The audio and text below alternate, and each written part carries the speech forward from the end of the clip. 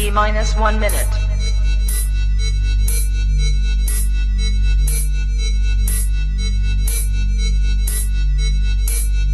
T minus 50 seconds.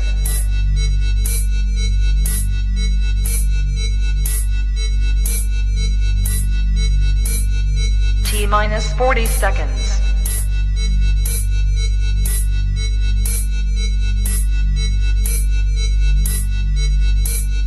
T minus 30 seconds.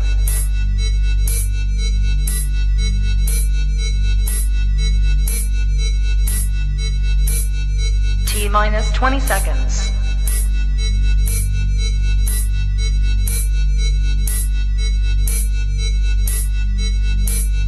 Ten, 9, 8, 7, 6, 5, 4, 3, 2, 1, 0.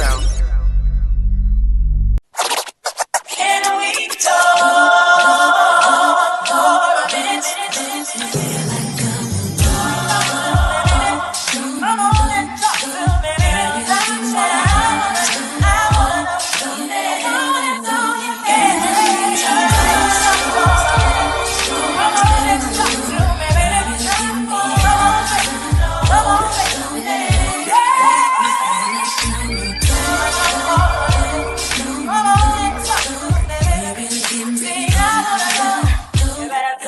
Come and talk to me. I really wanna meet you, girl. I really wanna know your name. Maybe this will help.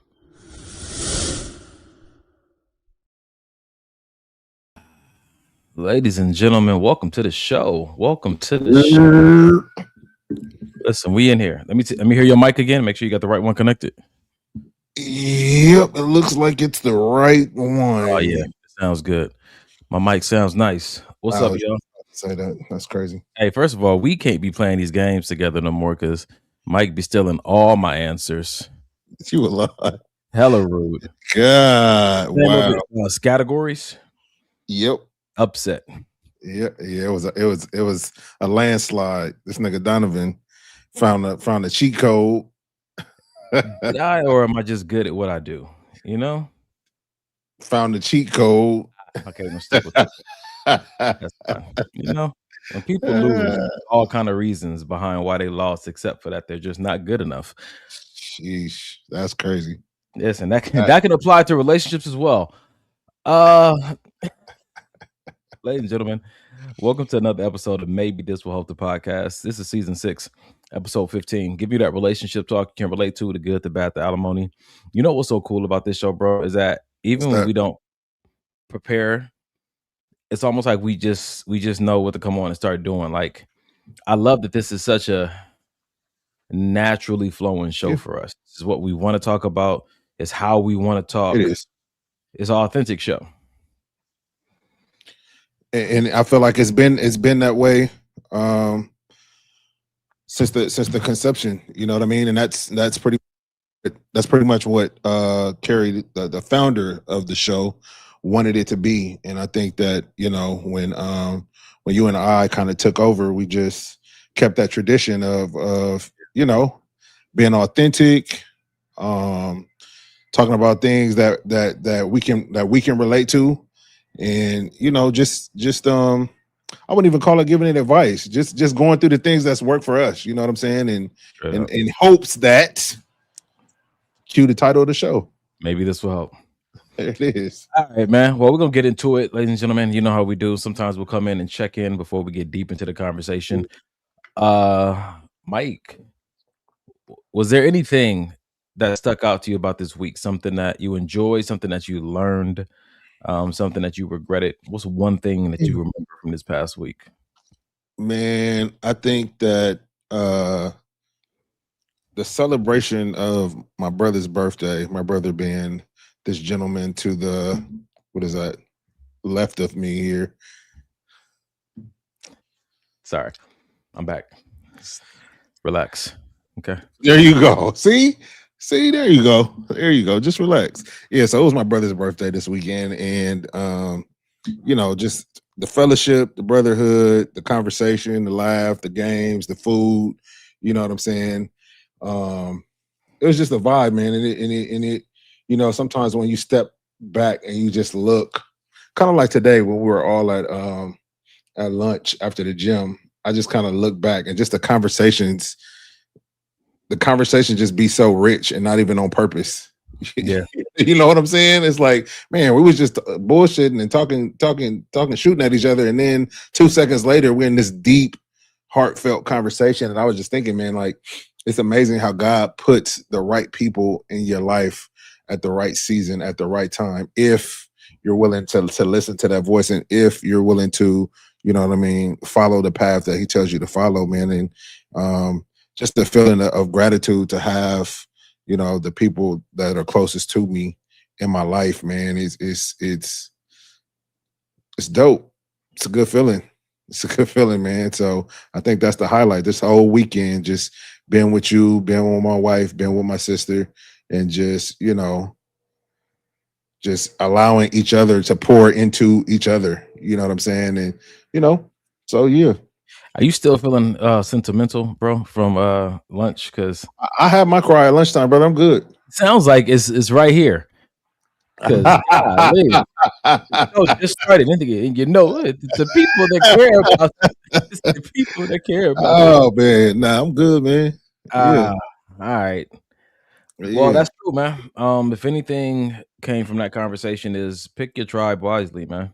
You Facts. know, I think that a lot of people hang out with and are loyal to people because they carry the title of sibling or parent, Mhm. or just because they've been around a long time and there's this, Yep. you know, this Yep. sentimental value friendship. But Yeah. honestly, man, your people around you should continue to reflect the needs you have for the season that you're in. I know I'm not saying you got to get rid of friends, but I am saying the proximity should be fluctuating according to where you are and what you need. This might be a season where you and your uncle need to be a lot closer versus Mhm. dad, or this may be a season where you and your neighbor need to be a lot closer versus your sister, because Right. every brings something to the table of a benefit, or maybe you're supposed to pour into them in a unique way. But if everybody's fighting to hold the position that they've always had, that can Right. be detrimental to your growth. That can be detrimental to your calling. Right. Say that. And I think that, you know, when people start putting a guilt trip on you for not being around or being invested in the way you used to in certain relationships, I think they're missing the bigger picture. I think that we have to remember this life is so much bigger than us or the Yeah. people that want us around. God Yeah. has called us all to do some very unique things, and sometimes it's with strangers. Jeez. And Yeah, I feel man. like that's how you know really who your tribe is when you have to go and venture out and create Mhm. bonds, new relationships with people that, you know, it used to be them that you went to, but now it's other people. Like, if they still like wanting to see you win, and they still rooting for you, and they still, you know what I mean, got your back with certain wishes. Like, see, that's how you know like these people are for you, because they're not just for you when you with them, they're for you regardless. Yeah, man. Come Yep. on. All Well, right, brother. Let's turn the tables. Do well, you as have oh do god, you have yikes. do you have a highlight or a struggle or a accomplishment of any kind from this past week? You know, let's see. Turning 46 was not a small feat. I remember having conversations with one of my earlier mentors about how we didn't have a plan. Yeah. We're at a young age in high school. We didn't have a plan for our adulthood as a man, because during that time we were told that we'll be dead by 18 or around then. Mm, You mm, know, and so when that's the narrative, right? And this is before social media, bro. I grew up in right, 1980. So right. 1990, you know, 5 to 1998, this is what we're being told. Oh, 18 to 21, that's the lifespan of a black man. And so Yeah. if you're being told that over and over again, you don't really plan Nah. for anything beyond that. And it's almost like, oh, And why are you just wanting to do this and live for the day and live in the moment? right. But you know, a lot of my friends, well, not even friends, a lot of my acquaintances, people that I was around, did not make it past 18 or 21. And so as I'm sitting here at 46, recognizing what a feat that is, sitting here talking to my mom, saying, I hope I make you proud. And she was like, there's nothing, you've already exceeded my expectations when it comes to it. And that just makes me feel good. Not Yeah, because I did it for her, but because I know that my accomplishments are hers and my father's. yeah, I'm made up of both of them. So their lives continue on through me. that's You know, facts. and it just makes me feel good to know that she's happy with how I've taken what she's given me. And I'm pretty sure my dad would be as well. So yeah. That's dope, man. Yeah, That's man. dope. So I'm sitting up here at 46 and just looking to get better. I did a video today in the gym of my first workout at 46. So I've been doing that every year. The first workout, and just looking back over the years at 45 and 46, I'm like, I'm holding on to it, man. I'm holding Man, on listen, to it. brother. And I gotta go upstairs at some point and do my backflip to make sure that's still good. Yeah, yeah, yeah, for sure. You know? So For sure. That's good stuff, man. That's good stuff, man. Well, again, brother, happy birthday. We're glad. I'm sure the audience is glad that you made it to see another year. And everybody is looking, well, I don't know about them. I'm looking forward to seeing what God has planned for you this year, bro. man, for sure, bro. What he has Yes, planned for sir. me right now is this show. Um, Tonight's topic is why we shouldn't marry one another. Why we didn't have this topic the first time I got married, brother? Where was you at Oh, 10 years ago? I was still stuck in the line where you said you didn't want any new friends. Facts. All right. We was waiting for management to update Mhm, the system. mhm. Yeah. All right. So I just want you guys to know that ahead of time. We're going to be having a conversation about why we shouldn't marry one another. What I want you to know is that last week we talked about testing. We Yeah, we talked did. about how to, test your partner and whatnot. And so hopefully, let me say this right. Do you test your, what do you call those people that you're dating? Not partner. Potential. Sheesh. Do you test the people you date? I want to try Yeah. this new feature. All right. While Donnie's working on that real quick. So I don't know if you guys have realized, but I don't think that we've missed one episode this year. Donnie and I have made it a point to show up and give you guys the what we can give you. I was almost gonna say the best. Sometimes it's not the best though. That we give you the best in that moment that we can give you guys. So what we need you guys to do is to like, to share, to subscribe to the YouTube channel. Again, you guys know that we come on here and we do this because we believe that God is using us to do this, but it's not free, as we've said before. So if you guys want to bang our Cash App, please feel free. That's maybe this will help podcast. Is that the Cash App? Maybe this will help podcast. He tells me I have time to go do something different than he. Maybe this will help. Maybe this will help. It's just maybe this will help. $, maybe this will help. Whatever you donate, 5, 10, 15, 20,000, we will accept it. That'll help us stay on air and give y'all the content that y'all came to see. Mr. Donnell. All right. And on that note, if you were on here, faithful brothers, if you was on here last week, I just want to put a poll up because it's a new little toy. So this is the poll we got. Do you test the people you date? And if I'm correct, you should be able to interact with it live and select something. So try it for me, guys. It's my first time doing this. I want to see if this works. Do you test the people you date? Yes, no, only the ugly ones. Yes, but I don't like I don't like to be tested. Somebody try it out for me. Let me know this thing actually works. Let me see if I could do it on here. My brother's using y'all as guinea pigs. I don't know if y'all picked up on that, but I am. It's not working. Is it working? Let's see. Are they participating is a question. yeah, that's tricky. It's on the screen, right? Yeah, it's there. I'm Oh, surprised shit. my wife ain't said nothing. Maybe I just looked it up, so maybe I don't know how to work it yet. What somebody said, I'm on YouTube and it doesn't work. Ain't that something? Okay. Was this All through right. you? It's supposed to work on every platform? Yeah. It's a new situation, so maybe Oh, yeah. Rashonda said she on the phone and she can't tap it. And it's not working on my phone either. Okay, All right. well, it was worth the shot. Let me take it down. Let's get back to the show.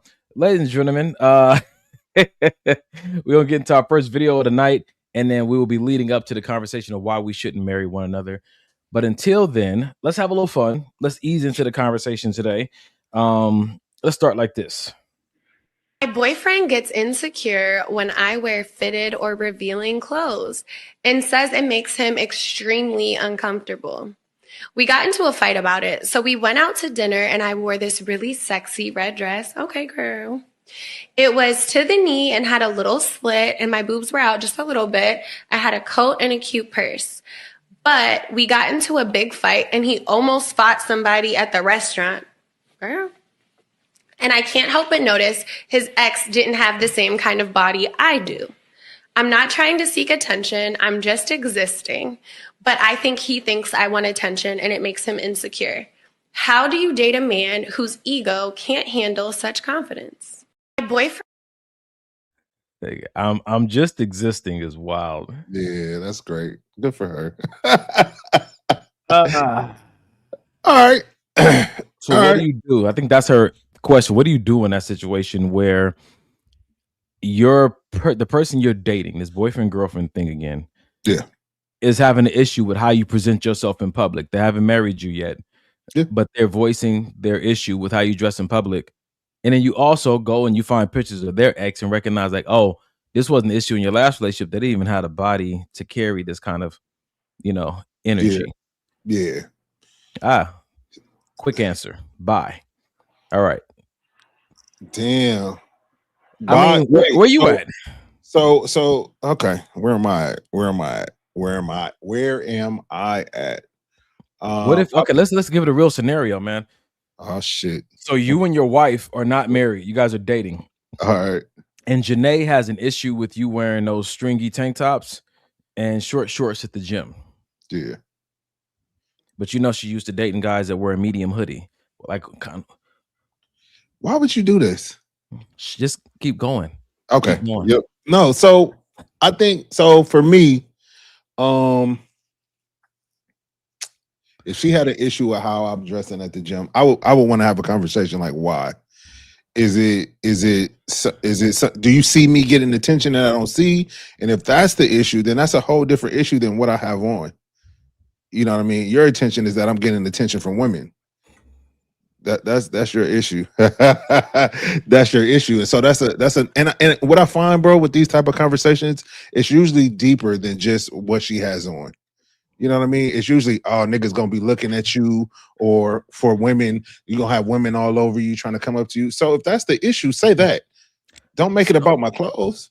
Some people might say you're deflecting. If the person that you're interested in dating has an issue with what you're wearing, why not just change it? Because if I like it, then why would I change it? Because you might lose that person over it. Lose the person I'm dating? Yeah. Then I don't need to date him. Huh. It's that easy? It depends on where we are in the dating. If we talking, we've been on 2 dates, then yeah, it's that easy.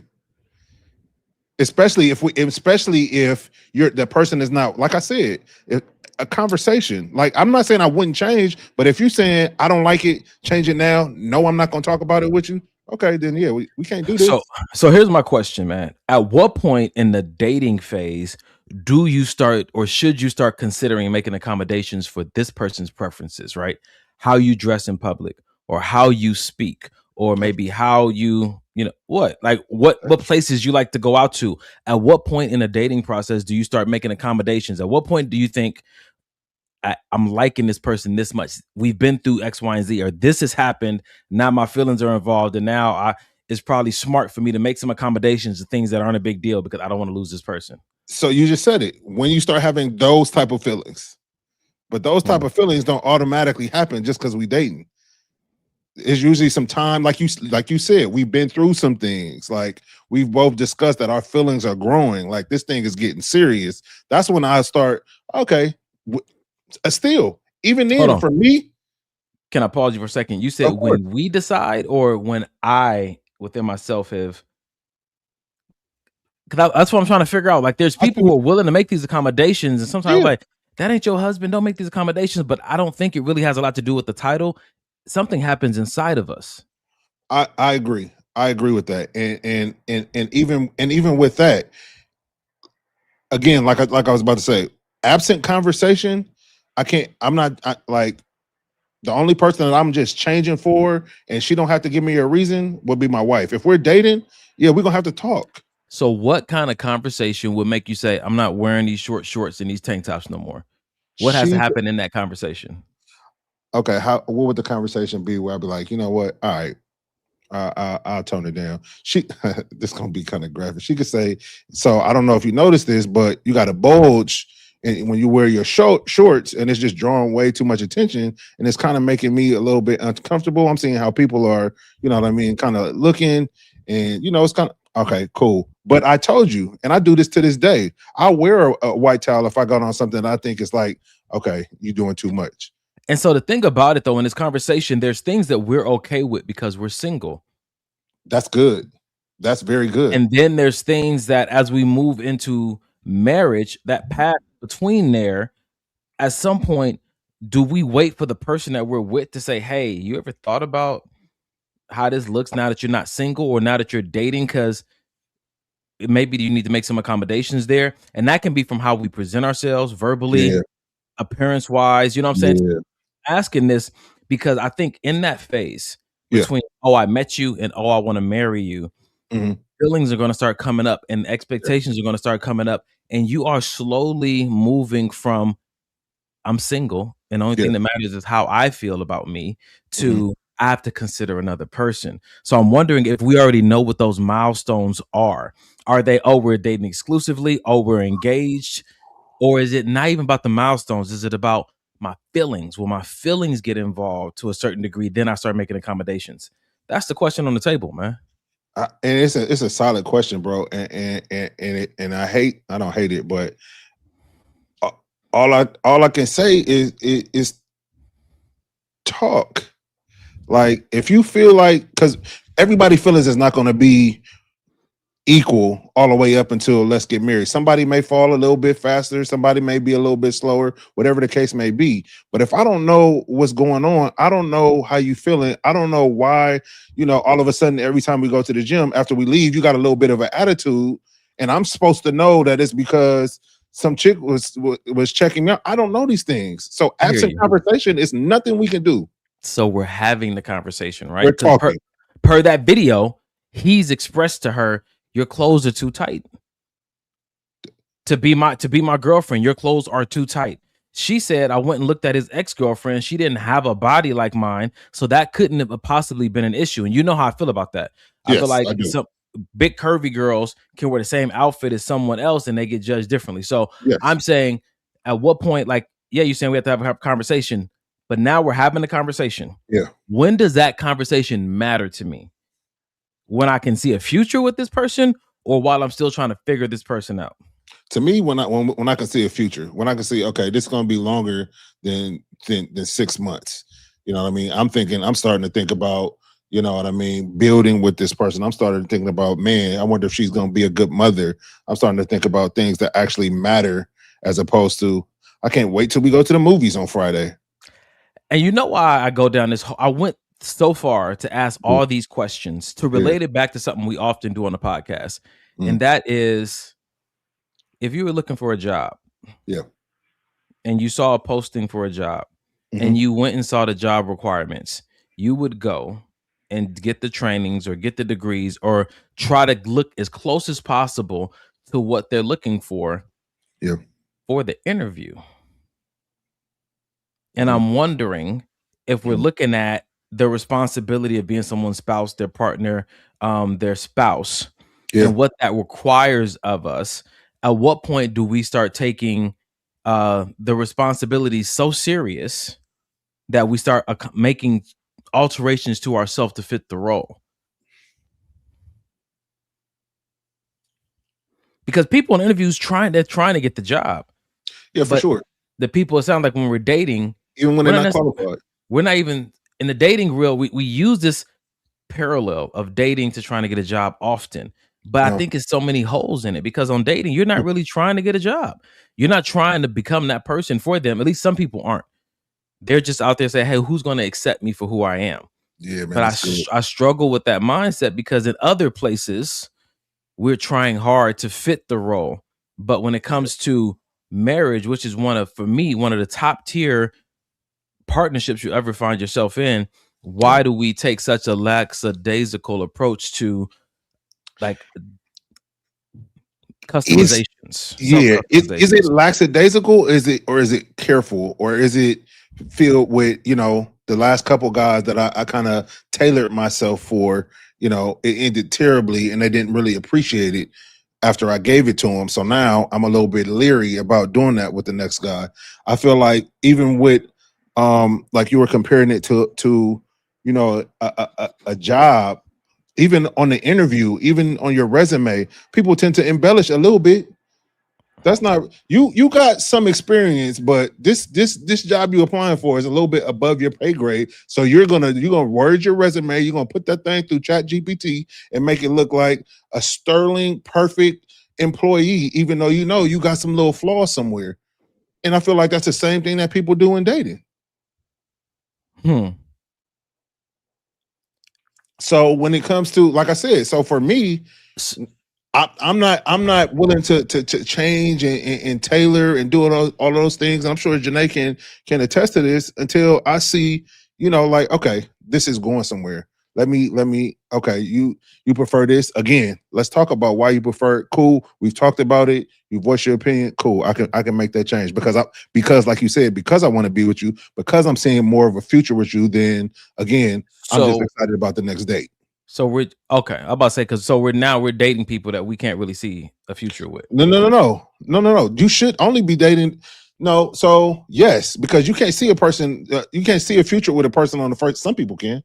I mean, I did, but everybody can't see a future with a person just because you go on one or two dates. Some people need a little bit more data than that. All right, and I just think it's a fair question to ask, man, because just for the sake of conversation, and you guys don't know this, but before the wedding, Michael's about to cut his hair. Wow. All right. He was for his wife. Yeah.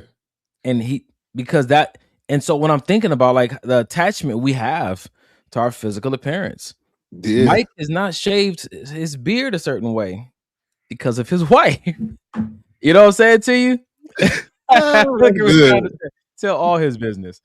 And so, you know what I'm saying to you? You guys know I've shared my business about me, in my last relationship where she she thought my shorts were too short and I decided not to wear them anymore. And so I'm the whole reason I'm asking this is not because I believe one way is right or the other, but when we're having this conversation, I just want people to consider when you came into this space of dating somebody, are you it's so tough. I think this conversation might come up later. Why did you choose to date them? Yeah. Because you know them or you want to get to know them? Because when we have this pushback against certain things like what we're going to wear or you know what I'm saying, places you may go and hang out, it really makes me wonder how into this person are you? That's valid. And I feel like that's a self-check that we should do as well. Like in the pushback, in the changing of the gym attire. Why is it that I don't want to change? Do I like the attention that I'm getting from other people? Is that why I want to keep wearing what I'm wearing, even though she's asking me not to? You know what I mean? It's important to not just pop off like, oh nah, you're not my wife or you're not my husband. I'm not changing that. It's important to do on both sides of the fence, man. It really is. But where do you stand with it? Well, Rashonda said on the wife status, and she said, and y'all didn't work out. And so that's like the outside perspective. I feel like we did. It took a while for me to realize that, but we worked out exactly how we were supposed to. Facts. It took a minute, but that definitely worked out. Say that. You know what I'm saying to you? I think that oftentimes, and it's weird though, because we know that when you date somebody, it's not a guarantee for marriage. But when it doesn't end in marriage, we say it didn't work out. We know it's not a guarantee for marriage. I think, and I agree with you. And I think people say it didn't work out because maybe it didn't work out the way you wanted it to work out. I wanted to get to know him. If I'm looking at just not me per se, I'm looking at if Yeah. we're looking at what dating is. You want to get Yeah. to know someone. Yeah. I got to know you, and I realized I didn't like you. It worked out. For you. What if it didn't work out for her? What She still doesn't work wants. out is when you want to get to know somebody and you just get left in mystery. Ooh, like wondering. Just wondering. Listen, Rashonda, all up under my camera. Are you wearing your short shorts now? I sure am. And if the next woman doesn't like, I might have to do a Do a retirement. little turn for the camera, brother. What we're not gonna do tonight. What we're not gonna do. I'm moving on to the next video because this is unnecessary. You didn't answer your own question. Oh, The people want to know. what Where do was you the stand with question? it? What was the Where do question? you what so how soon do you have to start to tailor yourself? I know the answer. How soon are you willing to start tailoring yourself to what the person you're dating Golly, it is wanting you to do? you love them. God, the language here is aggressive. Yeah. Not my shorts. How long? Yeah. Before I start making accommodations, I would say when we become like when it's exclusive dating, and you already know, like I prefer to date one person at a time. I don't really have a bandwidth for dating more than one person at a time, but that might change in the future. But as of right now, you know what I'm saying to you, when there's a clear like, yo, I am legitimately dating this person and only this person, that's when I'm open to it because I'm willing to try it, right? I'm willing to try it for a season to see how it works, and it may work out. You know what I'm saying? Like, it may work out to expand in my perspective because I had this conversation with a friend not too long ago about how women want to see men as husbands already. Oh, he looks responsible, the way he carries himself, the way he speaks, the way he dresses, right? And they look for that. Yeah. And so the conversation went to, well, what qualities kind of let you know that a woman is a wife? Because women tend to hold back showing wifely qualities until much later when they're expecting men to show husband qualities more or less up front. That's facts. And so I'm wondering, like, you're like, oh, she picked him because he showed these husband qualities. And now women in a large majority are wondering why they're not being chosen. And sometimes the answer is within I guess sometimes the response is going back to what they're looking for. Well, you're not showing yourself. You're not showing the qualities that he would choose you for because you're feeling like I'm not showing that until I'm a wife. But you're asking him to show husband qualities before he's a husband. Yeah. I feel that. Real quick on IG, Ferguson Marv said if she really wants to be with the person she's dating, if they have a problem, she should change it up. Period. Dang. And then she also said, if I'm really into a guy, if he expresses concerns to me regarding anything I'm doing or saying, I will make changes. Who said that? That's Ferguson Marv. She's fluid with it, man. She's fluid with it. Rashonda said show character, not roles. I like that. Yeah. I like that. Because who people show you to be when they're single is like the majority of who they are. Not, and I think sometimes when we see people and say, oh yeah, well, I'm different in relationships. I feel like I am too. You know what I'm saying to you? But they're like the outsides, like the branches, not the core of who I am. And I think that, when you see someone, that's why I like friends first. When you see how they are just as a person with no responsibilities and no partnership, see if you like that. Because if you ever get into a commitment and you start to feel like you're not in a partnership with this person, or you feel like you're alone, you're single, you might start acting that way. And if that acting is very different from you, and fully invested in a partnership, that may be problematic. Like you may not like them when they feel like they're single. Yeah. Conversation for another day. Julian said a woman won't get a ring without showing wife qualities beforehand, at least not from me. At the end of the day, women decide who they sleep with. Men decide who they marry. Yeesh. Dang, That definitely could start a conversation. Dang. All right. All right. So speaking of all this dating stuff like this, right? So let's move into the next video so we can get to our main topic for the night. My problem is I don't want to date people. I want to date my wife. But to meet my wife, I have to date people. Okay, and that's where the issue starts for me, because dating as a process requires patience, effort, small talk, pretending you're interested in things that may or may not matter long term, and I don't want to figure it out in real time. I don't. I want it already figured out. Okay, I don't want to analyze conversations, decode messages, wonder where things are going. I just want to arrive at the final version. But apparently, there's no direct route. You have to go on dates, answer the same old questions, pretend you haven't had the same conversation in slightly different formats multiple times. What do you like to do for fun? Oh, God, I don't know. I'd like to survive this process. That would be great. Okay, and you have to act normal about it. Like this is exciting. Like we're both not just trying to figure out if this is worth continuing past tonight. Okay. Meanwhile, in my head, I'm thinking, are you my wife or not? I need to know right now. Okay. I don't feel emotionally connected to this system. Okay. But I'm willing to participate if I have to. I just wish there was a shortcut. For those of you that don't know, my brother Donovan, this man just spoke the mind of Donovan as it pertains to dating. Oh my, it couldn't be more spot on. That's crazy. A little wild. That's crazy. A little What are you wild. gonna say though? Damn. I was just gonna have just a brief conversation about the idea of dating. I'm already exhausted thinking about it. Rashana said that is my husband. So when I think about the dating, right, what he expressed was probably one of the biggest reasons why I don't want to, or I'm not interested in dating more than one person at a time. Yeah. I see how much it requires of you, and anybody who knows me personally knows that I have a significant amount of things on my plate, and I could make time for some dating, but only for one person when I'm able to make that time, right?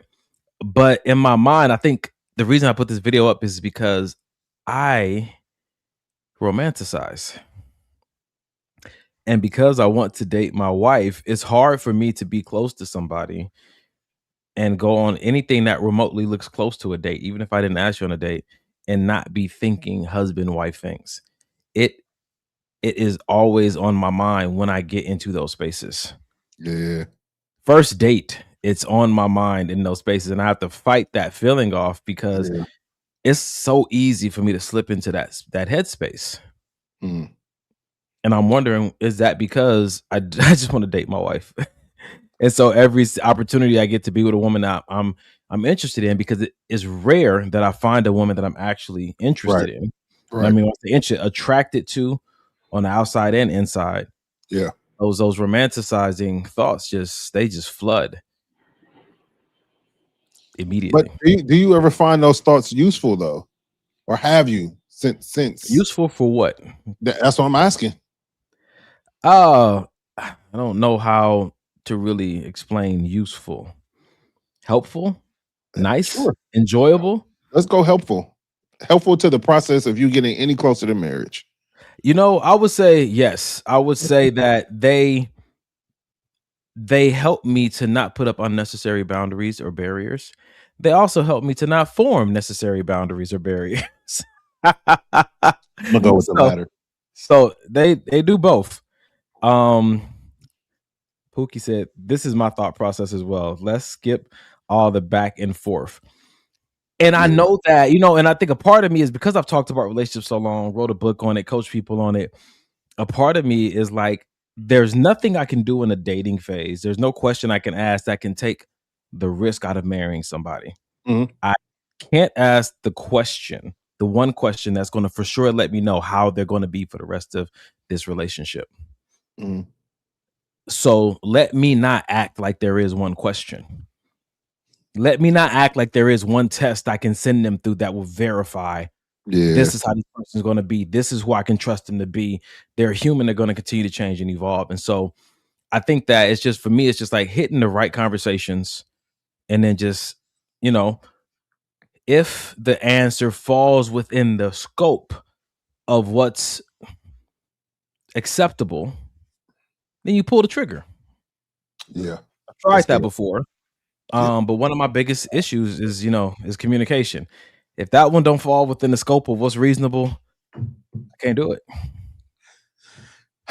Yeah, I get that. Ferguson Marv said, I show wifey qualities right away because that is just who I am and how I am. She said, I cook, I clean, I cater to my man. Now, and that's cool, right? But here's my question. What if those are not wifey qualities to the person you're gonna marry? What That's if he it. don't care if you cook? What if he don't care if you clean? What if other So people already do that for him anyway? right. So it just leads me back to this kind of this tailoring yourself for that person. You can't go in with a generic script of this is what wifey material is or this is what husband material is, because it may be different for the person that you're dating. What wifey material is. That's good, man. I mean, it's cool to have some core values, right? But even sometimes those, that nigga don't care. And I think that before we start customizing ourselves and making these accommodations, it's good to identify that, hey, that's something that they're interested in, Right. not something that my ex showed me they were interested in. And I believe that all men are this way, Facts. but for me, bro, staying on topic, man, I do romanticize often, and I can be hanging out with somebody, just getting to know them. We're not even dating or anything yet, and I'm already Yeah. thinking like, what would it be like being married to this person? It comes to my mind. I can't get away from it. I Yeah. can't. Yeah. And I don't think Yeah. I try to get away from it. Let's be Yeah. honest. Yeah. Yeah. And I think it is helpful because for me, it helps me to see that when I am married, Yeah. I believe that that trait of mine is going to help me to be so anchored in that space. That's good, man. And I like that. believe that in the dating phase or in the getting to know you phase or even in the friend phase with somebody that I'm attracted to, I think that it does show them clearly who I am. Yeah. It's not a lot of guesswork. I wonder what he would be like. It's going to be very similar to this behavior wise, except for there's going to be some very clear understandings, because of the covenant that we're under with God. And and answer this for me, bro, because like you said, you got a lot of things on your plate right now, new books, speaking engagements, you know what I mean, home, just a bunch of stuff. TV on show coming in, yeah. Hey, come on now. Hey, listen, you need a second to No, a I'm little good. promo. All right. So like you were just saying, sometimes though, with like what you do that's more romanticizing, I wonder how she would be. I wonder what this would be like if we were married. Sometimes that's necessary because you're a man that knows what the calling on your life is, and you know already the type of woman that you'll need to help you move forward with your calling. So I wouldn't even necessarily call it romanticizing, bro. It's almost like a vetting process for you. You know what I'm saying? Like if I don't see these qualities, then it's almost no need for us to move No, forward. there's not almost no need. There is no need. There is no And, need. and let me add to that, man. Not Yeah, only a helpmate, someone to help me move calling for sure. forward. The woman that I marry is going to be able to enjoy the fruit of my labor, stuff that I've been working on for 46 years. And so I'm not just choosing someone that I need to work with me. I'm Yeah. choosing someone that I want to enjoy the harvest, enjoy the return on investment for all that I've been doing my entire life.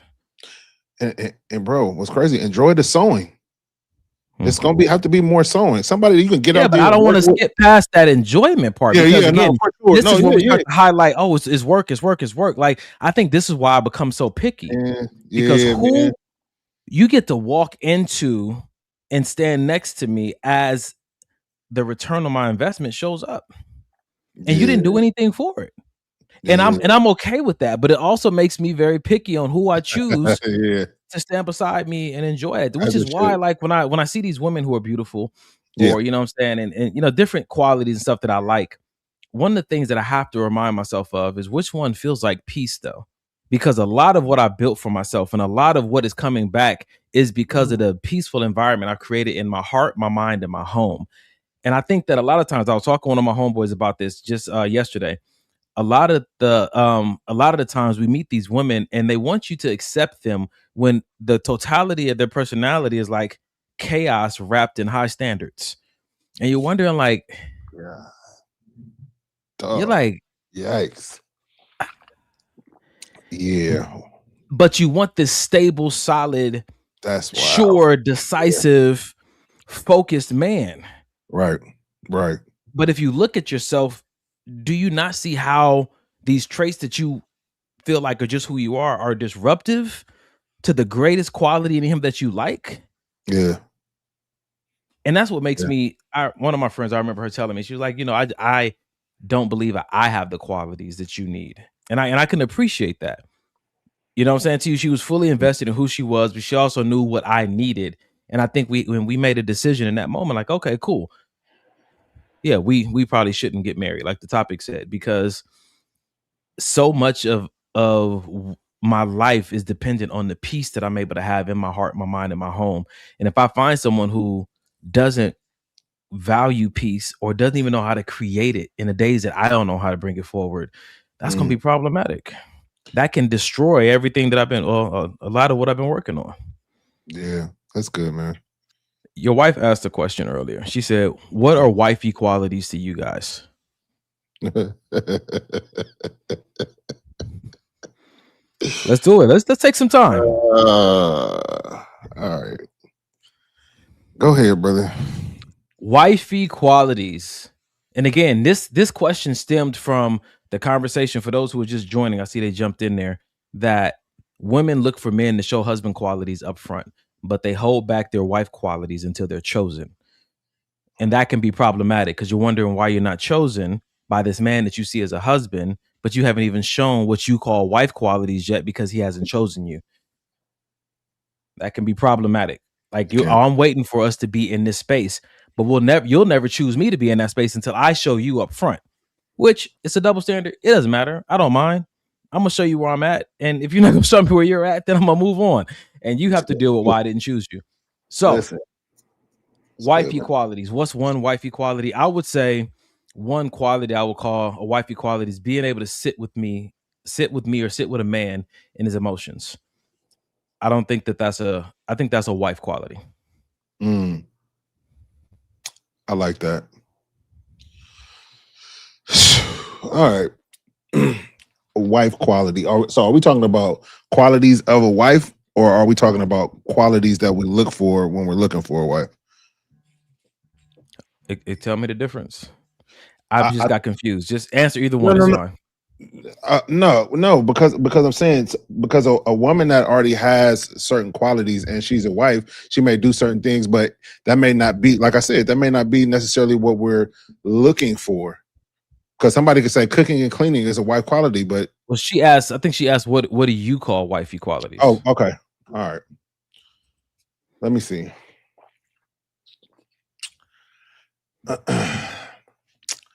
I think that the biggest quality that has helped open my eyes, as far as my wife, is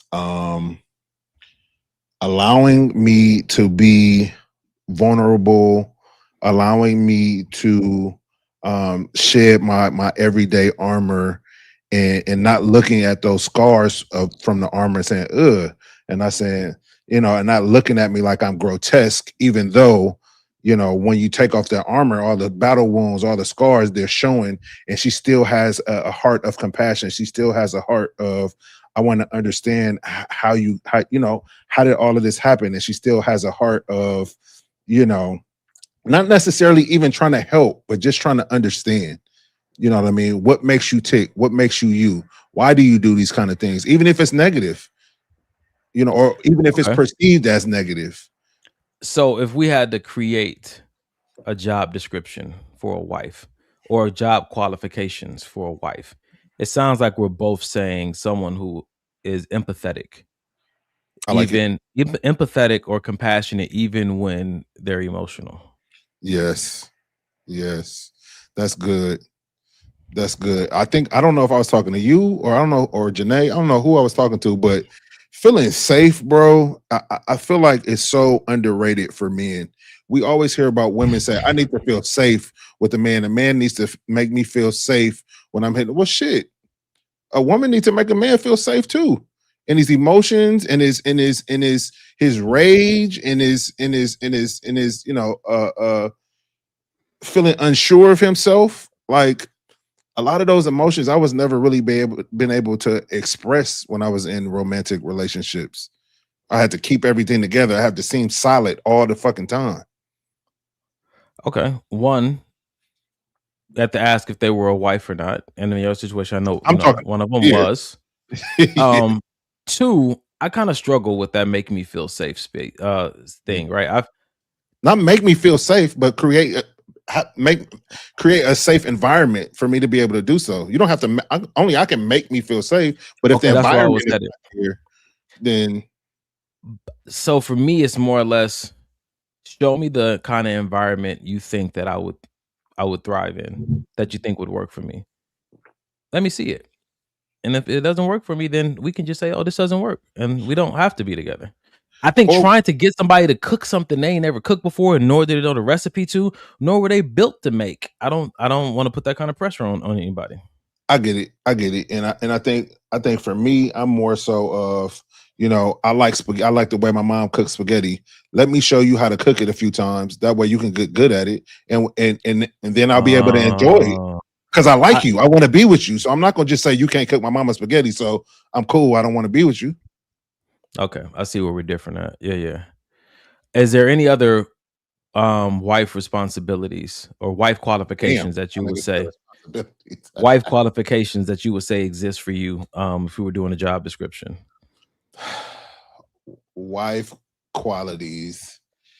Um, I know we've said this word a bunch of times, but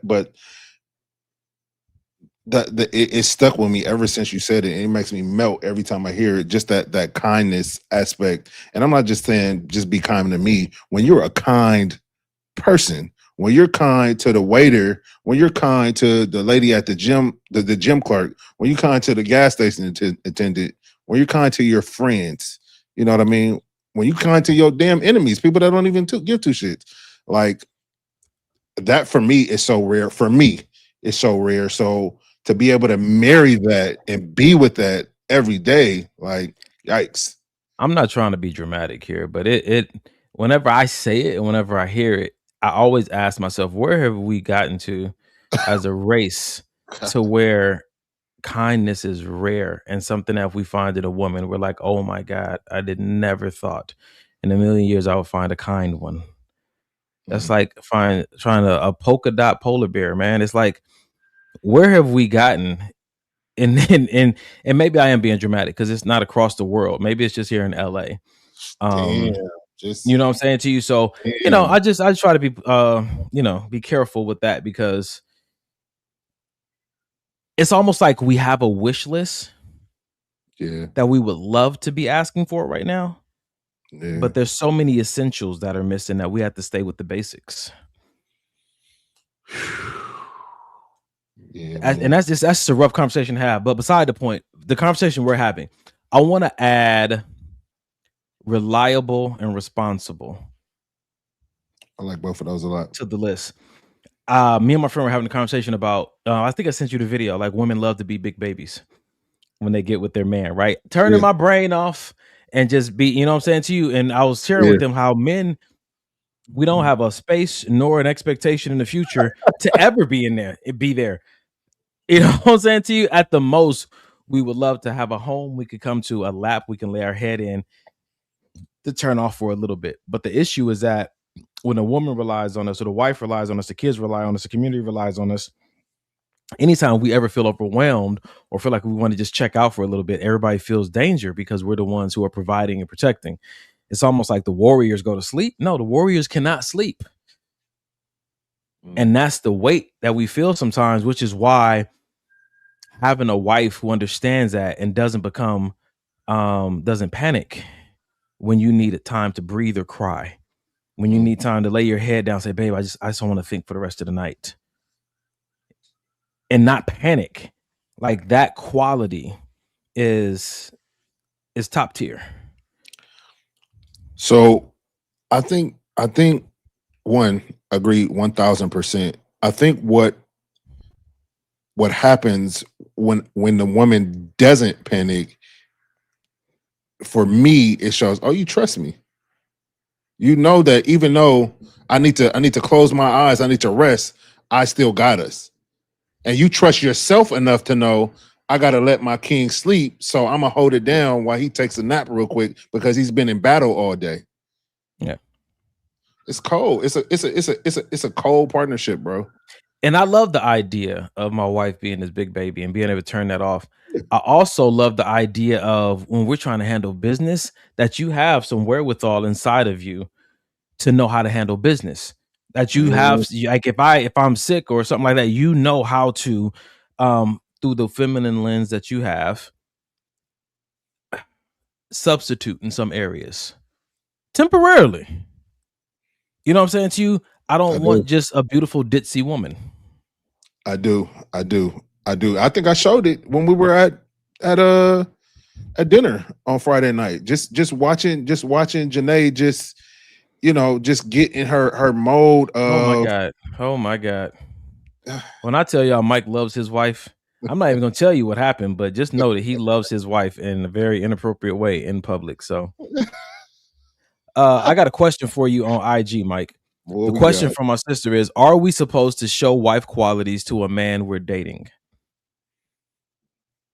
And my question back to her was, do you expect to see husband qualities from a man you're dating? I think the answer to both is however she answers that question. Got it. So it meaning if you want to see me doing some things that husbands do, then you got to show up in turn. Like you got to do some things that wives would do. We both, because it's not just you that's trying to get married out here. If I'm hoping it's not just you, but if it's Well, both of you, again, remember that goes back to the question. Some people want a husband, some mhm, people want to be a wife. It's different. It's mhm. different when I say I want a wife versus I want to be a husband. Some people just want to be married. I want to be chosen. And so as I'm having these wonderful conversations, and me and Mike had one other day just about the amount of women we know that want to be stay-at-home wives. And I think one of my friends has successfully or halfway successfully entered that world. And I'm very happy for her. But we're Yeah, having a quick little conversation about, then what are the responsibilities if you're a stay-at-home wife and you don't want to be at home all day? She was like, I don't want to be in the house. You know what I'm saying? yeah. But yeah, I handle my house responsibilities, but I also want to go outside. I want to go do these things, right? So we were joking, but it left me with the question of, if a man said you don't have to pay another bill or worry about any like financial responsibilities, if you found a man that was willing to do that for you, what would you be willing to do for him? What about you would make a man willing to do that? Besides the fact that you want it and you think you're pretty, what quality do you think a man that is willing to do that for his wife, what quality do you think he would appreciate inside of a woman? What quality do you think that he will require inside of a woman if he said, you don't have to worry about none of this? And I don't think that the one, some of them, not all of them, some of them who told me they want to be a stay at home wife, I don't think they've actually asked that question. Mm. Like, why would he? Because that's a great role. Yeah, it's solid. Why would someone choose me for that role? And I'm not saying that you have to shuck and jive for it, but I believe that if you ask yourself that, there's certain qualities that every man may find to say, yes, that is going to be important. Outside, I like that you said outside of being pretty, you know what I mean? Outside of having a fat ass, outside of having good vagina, like outside of those things that society has said, that's why men will blow a bag. Yeah, yeah, Okay, it has to be something else outside of that. Well, it yeah. should be. It doesn't have to be. It should be. Let's see what our online sister said. She said, I'm not computing. How are we working to prove our worth as spouse Love is not something you earn. You'll just know, discern this is your person or not. Mhm. Okay.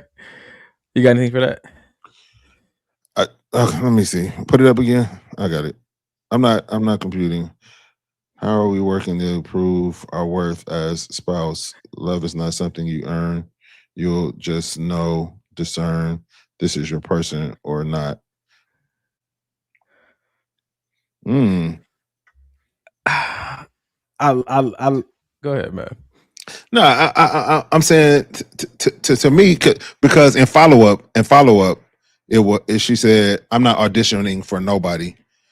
Um, Okay. I I got to go back to the job scenario. We'll go and we'll put on a show to get a job, but for the person we want to be with for the rest of our lives that can add to our legacy, that can add to our purpose, we won't do the same. We won't audition. You can call it audition, call it whatever you want to call it, but I want that person to see my best qualities. I wanted to impress Janae. I wanted to. I did things. I asked her questions. What are you like? I gathered data so that I could impress her, so she could see. You know what I mean? The value that I could possibly add. Huh. An audition is a short trial performance where a singer, actor, dancer, or musician demonstrates their talents to secure a role, job, or placement. As a verb, it means to participate in this process.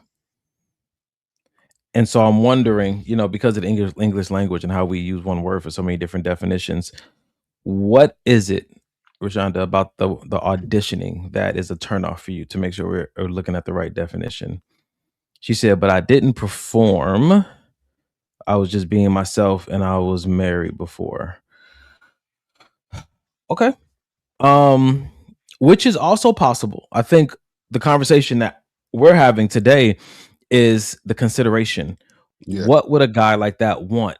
And I'm not saying that he will ever require it of you, because some guys will marry you and not require anything of you.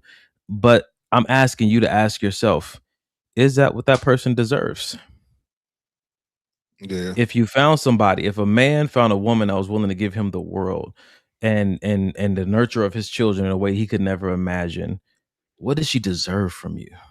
I'm mhm, not really talking about you would have to audition, but it's good to consider within your own heart and your own mind, as much as this person has done for me and as beautiful as they've made my life, what do they deserve from me? And you can do that before you get into that space.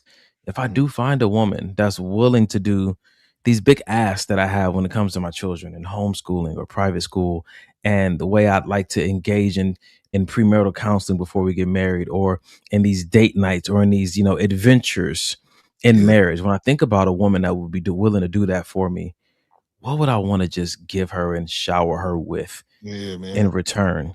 It's not an Yeah, audition in the literal sense. It's just right. asking yourself to consider, so that you don't find yourself finally experiencing what you've prayed for and not appreciating it the way that you could, not appreciating it to your maximum, because then that's how you spoil the thing that you've been praying for. That's good. That's good. That's good. I want to tap into what Leah J said. She said, "Don't try to impress women. Just be yourself. Let her see your heart." And I mean that. The rest will come. And I feel like that's 1000% true. I'm not. I think she was referring when I said I was trying to impress Yeah. Janae. Janae is my wife, so I don't try to impress women. I was trying to impress the woman that I was going to marry, which I did marry, and we've been together for 5 years. So in that case, I think that you know what I mean. I agree with her. You shouldn't just go out and just trying to impress every woman that you encounter, thinking that that's gonna get you a leg up or get you a hand up in whatever it is your goal is. But me and Janae's situation, I think, is a lot different because I saw something in her that I already knew far before we got married that this was gonna be it. And so that goes back to our first conversation of the night, right? At what point do you feel like it's healthy or wise to start trying to impress your person? Is this once they become fiance, or this once they become wife, or once you settle in your head and your heart, like, nah, this is my person, even if you're still in the dating arena? That's a good question. I think for me,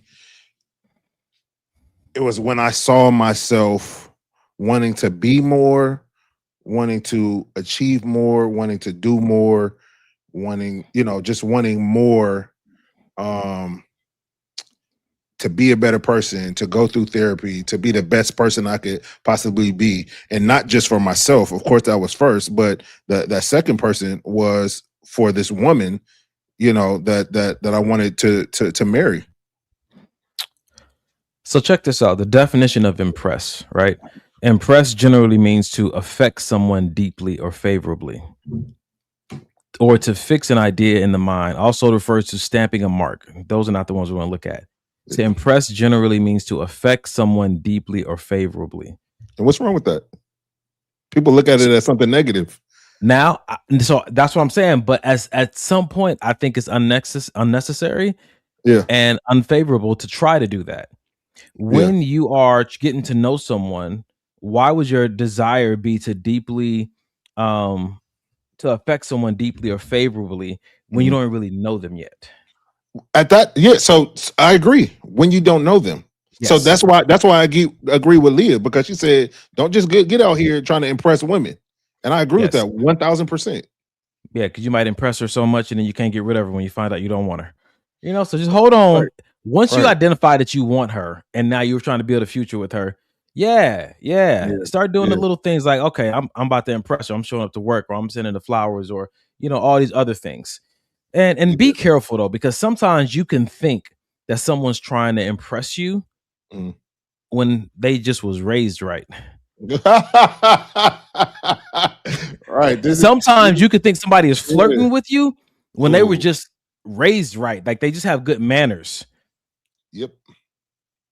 You know what I'm saying to you? So I think we also have to be careful about misinterpreting people's behavior to think that they're trying to impress me or they're flirting with me. It's not always the case. This man opened the door for me today. Yeah, he wants the draws. Yeah. Ali said, as an example of where it is unfavorable is when he tries to show off his car. I don't care what he drives as long as it's safe. That's funny. I like that. Amber said, what if that's just your personality? For sure. Yeah. All right. So let's move on to the next video, man. Gee whiz, man. I think where are we at? 907. All right. I'm trying to see where I want to go next. This is interesting. I feel like that's going to stir up some stuff I don't really want to get into yet. I want to touch on this video because it's something that you've mentioned on the podcast often. And I want to see what your take is on it. I'm going to stop there. Do not marry someone that you never argue with. Marry someone you argue well with. That means that when you have an argument, you reach good compromises. You have a good recovery time. In other words, it doesn't take you days of miserable toxicity to get good again. It takes you minutes or hours. You're both good at coming to the table to apologize and soften. It's not always the same person who has to save the two of you every time you have an argument. And by the way, you only know these things by having hard conversations early on and being able to talk about the big stuff so that you know who you are when there are differences in opinions. And the goal isn't to agree on everything. You won't, and that's fine. But it is to make sure that you understand each other's expectations and you know ahead of time that you can handle the differences. Do not. You already know what I'm gonna say.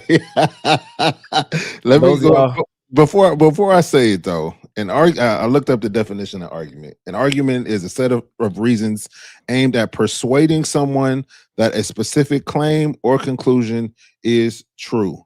It can also mean a verbal disagreement or a structured debate. Let's stick with that first one. An argument is a set of reasons aimed at persuading someone that a specific claim or conclusion is true. And I think that the only time really that becomes an argument is when the other person doesn't agree.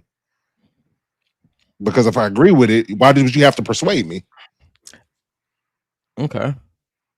I was going to say, I don't think that an argument is a disagreement. I believe that an argument is when you're not okay with the disagreement. Because Right. you Oh, can, right. we Right. can agree to disagree, but when Mhm. I have to, when I have to convince you that I'm right and you're wrong, therein is the intention behind the arguing, in my opinion. But per that definition, it sounds like arguing is okay. So let's stick to this video. Yeah. I know you and Janae have never argued, Yeah.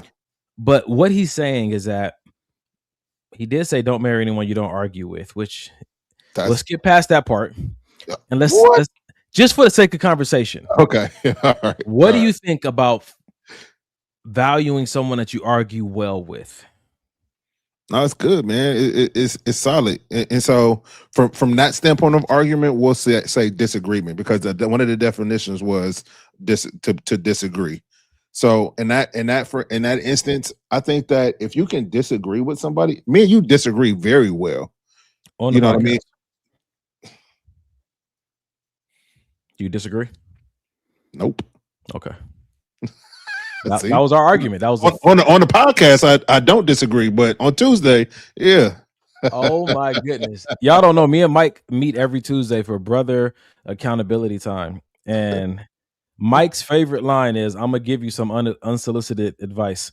Yep. And we definitely do not agree on some very important things. And it honestly, if we don't argue, we actually end up laughing most of the time. Yeah, that's facts. That's facts.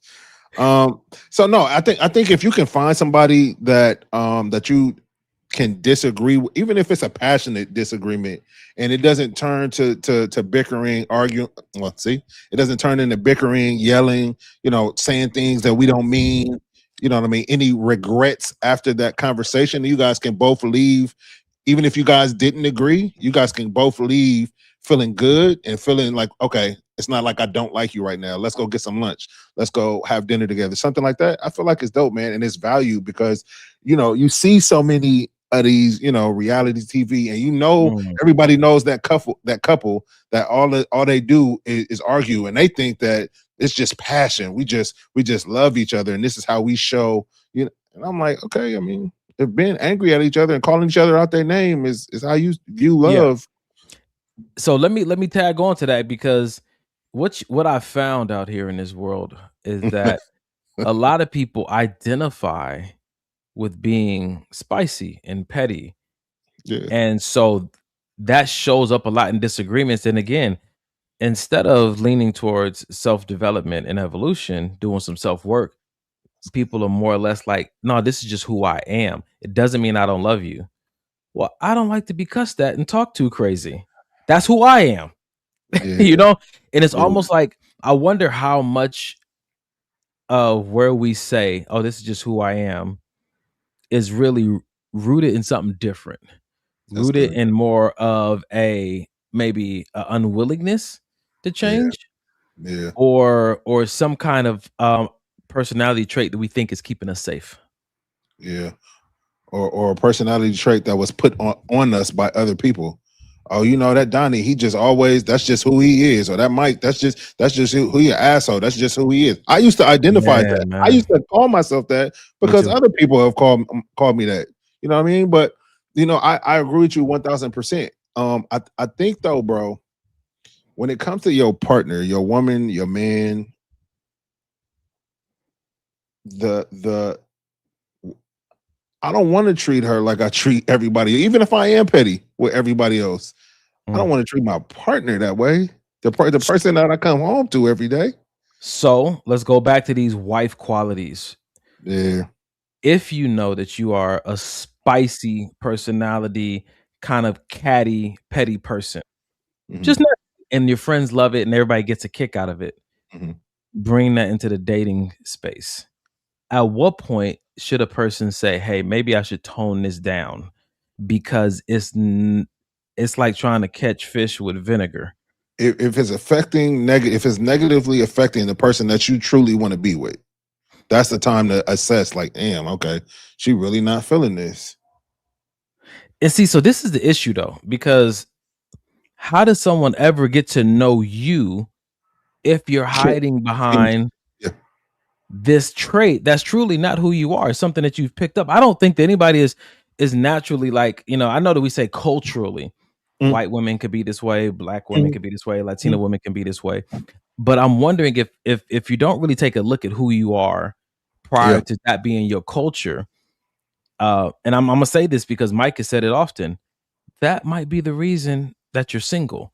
And I'm not saying single is a bad place to be, but if you're done with it and you're tired of it, let me say it a different way. That may be sabotaging what it is that you really want out of life and out of relationships.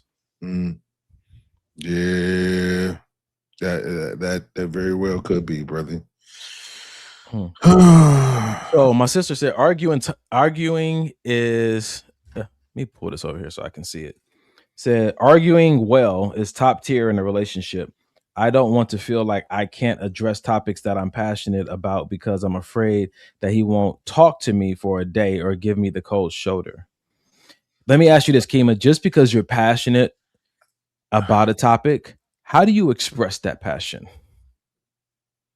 Just because you're passionate about something, does that give you the right to yell and to use, vulgarity or abusive words all under the, hey, I'm just passionate? Just a question. I don't think that's your personality type at all, but I just want you to answer that. That's solid. And why does a passionate topic have to turn into an argument? Like, why is arguing well important? Why don't we just not argue? Why does argument even have to be in the conversation? Why is that like a prerequisite to have a good marriage? Is if you argue well? Why don't we just not argue? I don't think some people believe it's possible. If you tell some people, say you can have a marriage without arguing, some people, I don't believe that. And therein is why you have to argue, because you don't believe that it's not possible. Which is, I understand that like 100% because I didn't believe that it was possible either. Every relationship I've ever been in have gotten to some kind of argument, except this one. So check this out. When someone says I'm passionate about that, that means that the speaker has a deep, intense interest, enthusiasm, or emotional dedication towards a specific subject, hobby, or cause. And so I'm wondering, how does the voice get higher? How does the words get more colorful? There's a emotional component that is now introduced when it's something that you're passionate about. And you already know, what I'm saying, when the emotions are kind of like lighter fluid. You know what I'm saying? Now, they don't make you angry. They don't make you aggressive. They don't make you rude or zood, right? They just heighten what's already in you. Yeah. You know what I'm saying to you? So I'm wondering, some people who are aggressive and rude when they're passionate, the emotion wasn't the issue. It just heightened what was already inside of you. So maybe that is something you have to look at as well. When people have a hard time understanding you on subjects you're passionate about, but you still want them to understand, maybe, again, there is some self-work that can be done there. Yeah, that's true. Yeah. What are you saying? Why is argue synonymous with communication? Yeah. Communication, I know by definition, is the exchanging of ideas.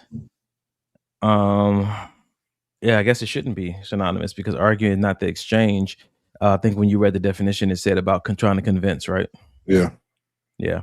Yep. Yeah. I think communication is just the offering and exchange. Here's my idea. Here's yours. We communicated. Yeah.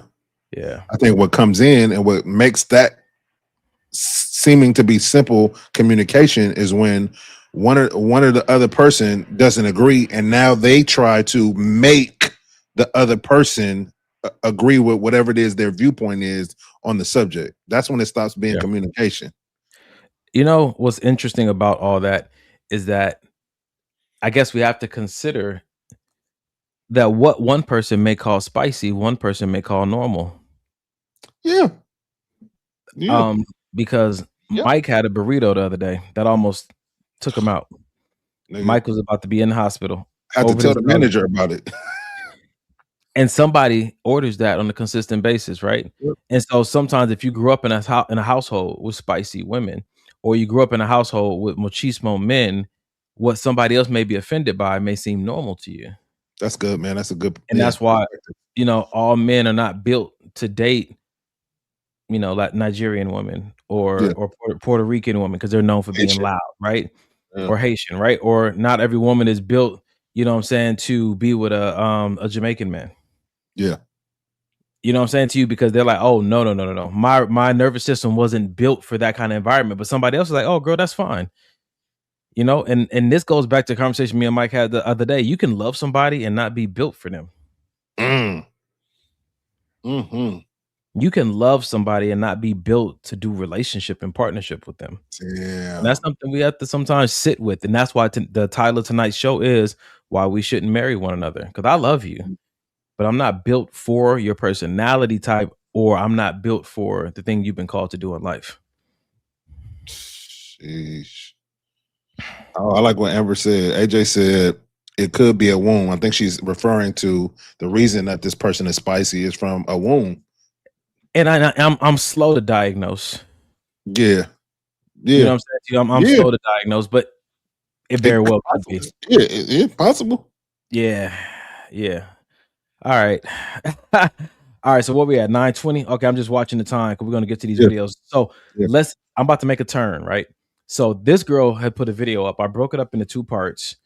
I'm wondering if we should do that and then end with the whole topic of the show. Sound like a good idea? Okay. Yep. This girl, I got a few videos from her that I'm going to put on this show. The reason I want to put these videos up tonight is because last week we talked about how to or why to keep testing your boyfriend or girlfriend, testing the person that you're dating. She had a very unique perspective on this whole testing thing. Go even deeper here. When you do that push and pull, right? Sorry, that's the second one. Here we go. Some of you didn't just randomly lose your man. You tested him into emotional exhaustion. And if you keep playing games with your man, you are going to lose him. You are actually training your man to resent you. And you may call it, I'm just seeing if he still cares. I just need reassurance. I'm just making sure that he still loves me. But what it actually looks like to him is this push and pull, okay? You acting cold, you withholding affection, you creating problems out of nowhere. So I'm gonna say it to you like this. In his eyes, you didn't want love. You wanted proof that you're lovable over and over and over and over and over again. And before you argue with me, okay? What you don't realize is that every test that you set up for him felt like a trap. Okay, let's just give an analogy. It's like someone who's gonna go take a test, and every single time they pass the tests just keep coming, and they're harder and more emotionally exhausting, each one. And no matter how many times he passes a test, you keep creating a new one for him. And eventually, your man's gonna stop studying. Not because he doesn't care about you, but he's tired of failing your mental gymnastics, your mental games. Constant testing does not build trust. It actually builds resentment. And I'm gonna go. What'd you think about that first video, bro? I liked it. I've been in this situation before, and it's like you pass one test, and it's like, well, okay, well, here's another one, and it's like, well, damn, I thought I got it. And here's another one. And exactly what she said. You stop studying. The relationship is not even like there's no life in a relationship. It's just full of tests. Like and not because they were trying to vet you. No, they were vetting love. Yeah. It wasn't you that they didn't believe in because they've seen you pass the test over and over again. Exactly. They struggle with the idea of love. Yeah. And so, we can have conversation and debate about that, but I want to touch on something she said, bro. She talked about the women's need for reassurance. Yeah. Which we understand as it just comes to territory. It's a necessary thing. Mm. But at what point does the need for reassurance move into an unhealthy space? When so for me, it starts to get unhealthy when, just an example, Babe, do I look fat today on Monday? Oh, babe, no, you look good. I think you look good. Okay, babe, Tuesday. Do you think I look fat? No, babe. I think you look Wednesday, babe. Okay, so this you don't care what I'm saying. You have. I could say yes for the rest of your life, and you would still feel like you're overweight. So this don't have nothing to do with am I overweight. This has to do with you constantly needing somebody to tell you something, but that's not the issue. The issue is that even if people keep telling you whatever it is that you need to hear or that you keep asking, it's never going to register because you already have a belief of what or who you are in your head. Okay. And so my question is though, is that unhealthy? For me, it is. What makes that unhealthy? That level of need for reassurance. I think for me, because there's a deeper issue that you need to unroot, and you're not. And my reassurance is not the answer. Okay. And so is it unhealthy for you or for them? I think it's unhealthy for them. Okay. And so that's what I'm asking, kind of like on the side of at what point is it unhealthy? Because she used the example of a woman asking for reassurance over and over again as this test that can begin to be emotionally exhausting for the man. From the way that I see it, if you're in a relationship with someone, or you're, fiance, you're married to someone, it's an honor to kind of walk with them through the reassurance process to rebuild maybe some of their security, some of their self-confidence. Yeah. And so I understand if this is happening in the dating arena, how it can be exhausting more quickly because my tolerance is much lower. But Yeah. if it's with my wife, I'm under the impression that this is what I signed up for when it comes to this reassurance component. Am I off base with that? Yeah. Okay, I'll take that. You said I am off base. No. I'm sorry. Go ahead. I was reading. I was reading something. Nigga, me and everybody in the audience picked up on that. Nigga, he can hit you with the yeah. Mike is already mentally exhausted from this podcast. Rashonda said, "When you aren't real with the root cause and don't do anything to change it," and I'm slow to say that even that is unhealthy because I recognize that everything requires a process.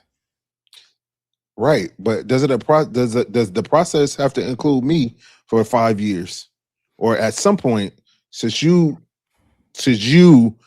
start to gain control and realize, okay, this is something like for me, I had to go through some things in before me and Janae got married.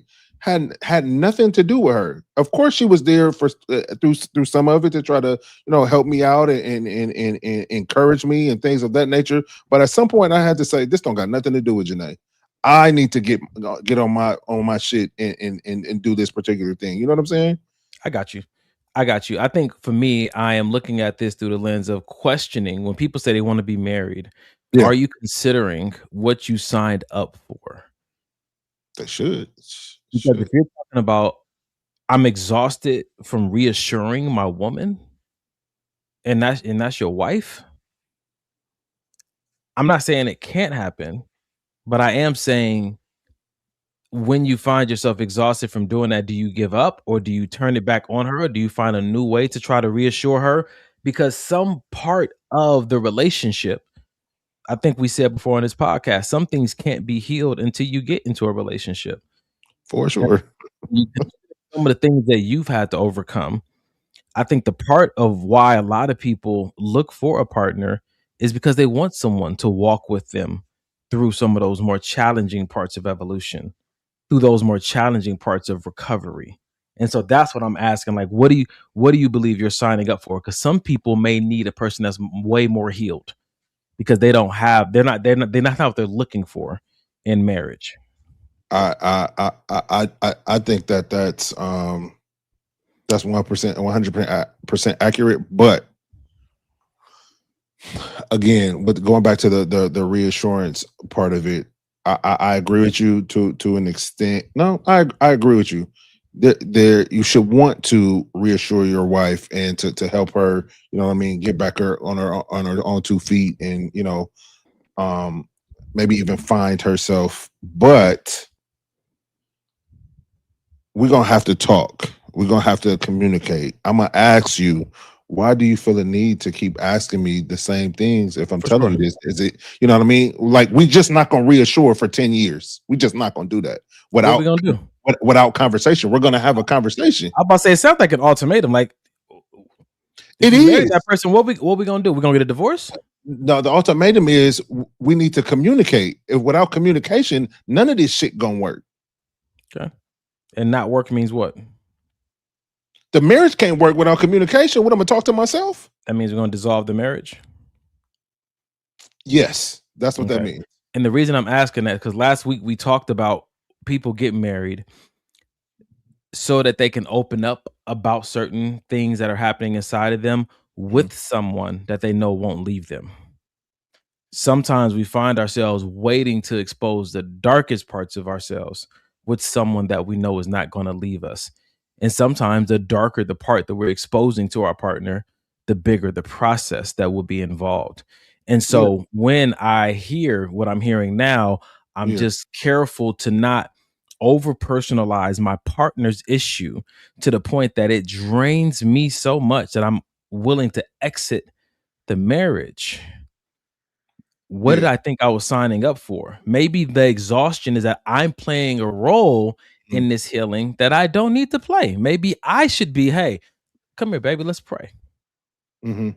Versus thinking that it's going to be solely on me to reassure you into Well, health. that's what we were talking about, though. We were talking Yeah. about us reaffirming.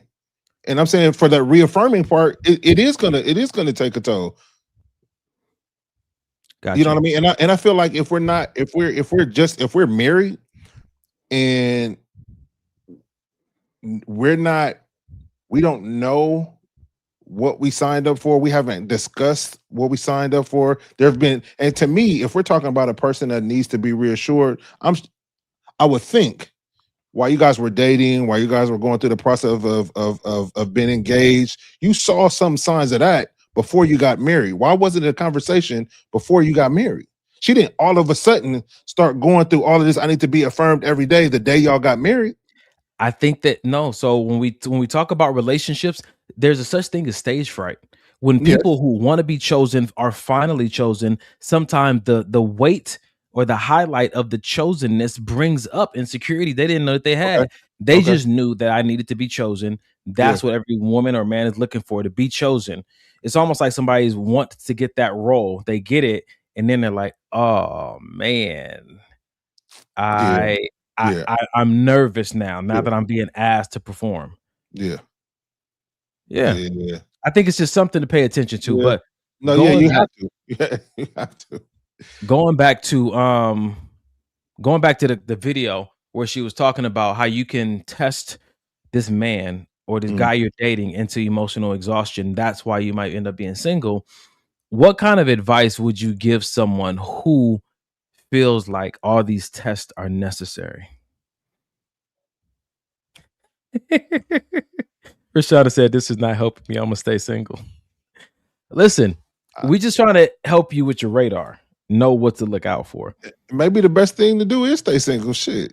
Who knows? Maybe some people it is, because when you think about being someone's life partner, their forever person, I think we sometimes think about, the person I do vacations with and I get to go to these events with, but do you want to hold hands with someone while they do their self work, while they continue to evolve or overcome or heal?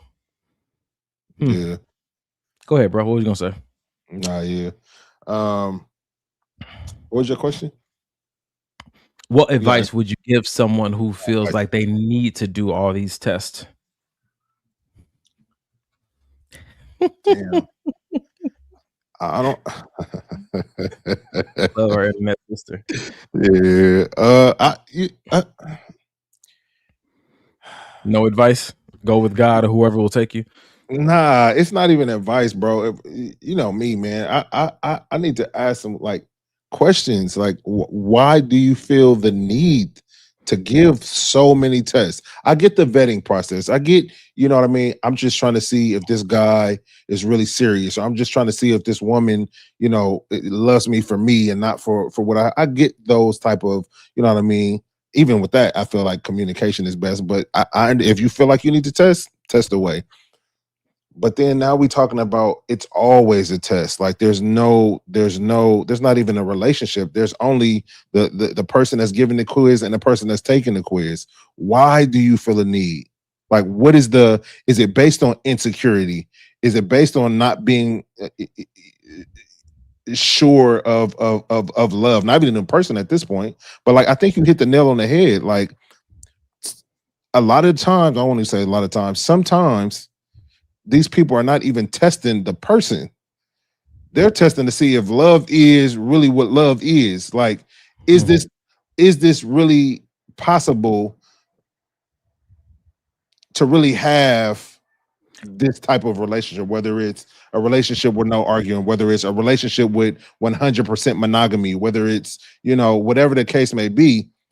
But I personally don't subscribe to the testing thing. Like, because eventually the person's true self is going to surface.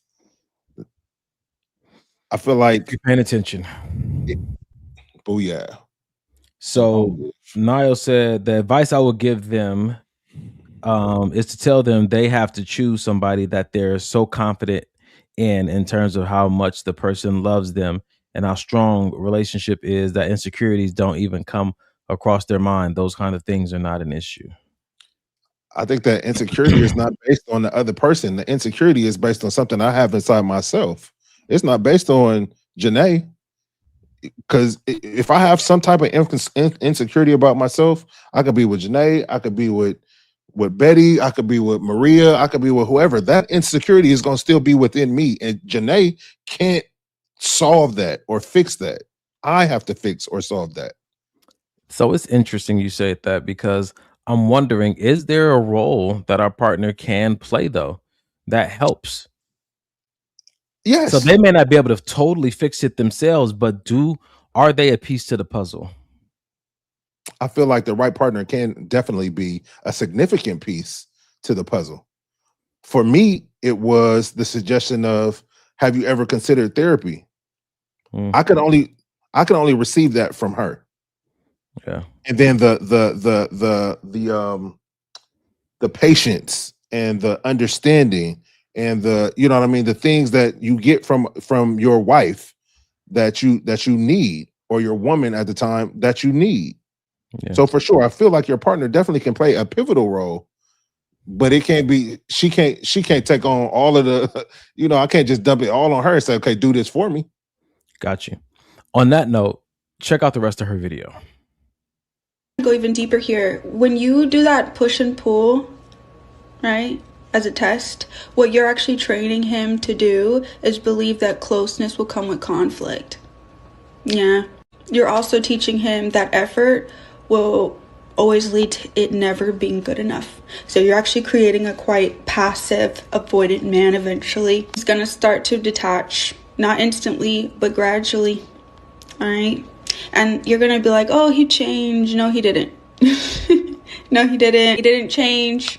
He adapted. He didn't stop loving you. He just got tired of trying to prove that he loves you. That's why there's now less emotion, less effort. It's like when your phone is on 1%, right? And you're trying to play games on your phone and you're trying to open up apps and then you're shocked that it shut down on you. You drained the battery, sweetheart. You drained the relationship until there was nothing left to give.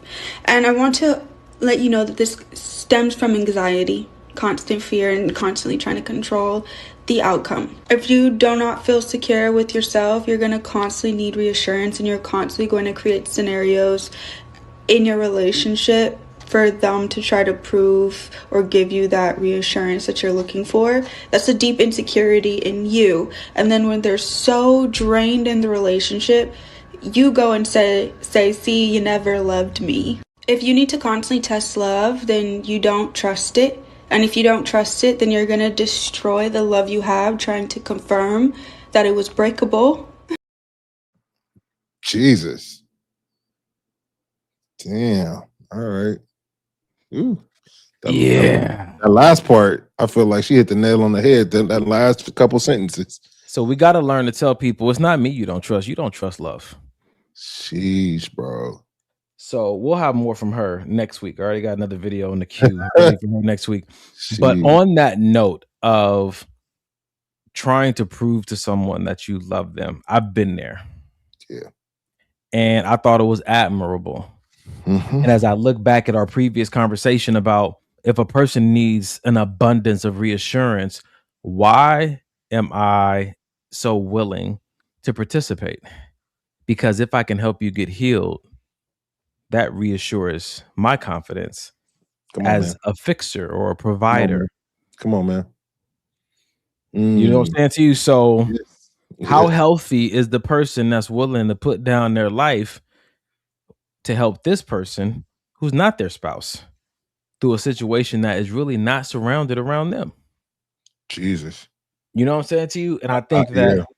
I've been there, you know what I'm saying? Yeah. Captain save them or just try to fix them. My Yeah. willingness stems from a deficit within myself about who I believe that I am. And so that's something I had to address. It takes a lot of trusting God and trusting the people going through their process to step back and say they'll be okay without me. That's not for Mhm. me. If I Mhm. walk away from this because it's too much or not what I've been called to, that doesn't make me a failure or a bad man. And I didn't Yeah. always feel that way.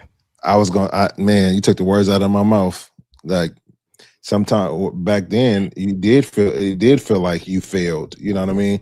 I've been doing all these things. It starts to feel like I've been jumping through hoops, and I've used that exact verbiage before. I've been jumping through hoops. I've been doing everything she's asked me. And it don't feel like she appreciates it. It don't feel like I'm doing enough. And then you don't leave because you're trying to be the admirable guy. You're trying to be the stand-up You're guy. trying to be the savior For sure. because you But want the glory.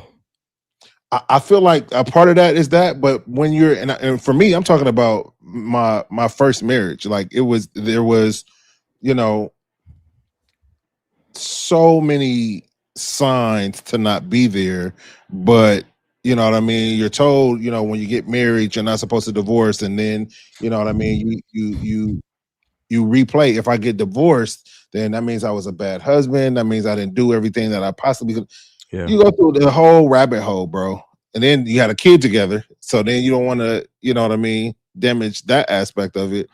But the initial thing is, like she said, like the test and the hoops that you have these people jump through is not, they're not the issue. Love for you is the issue.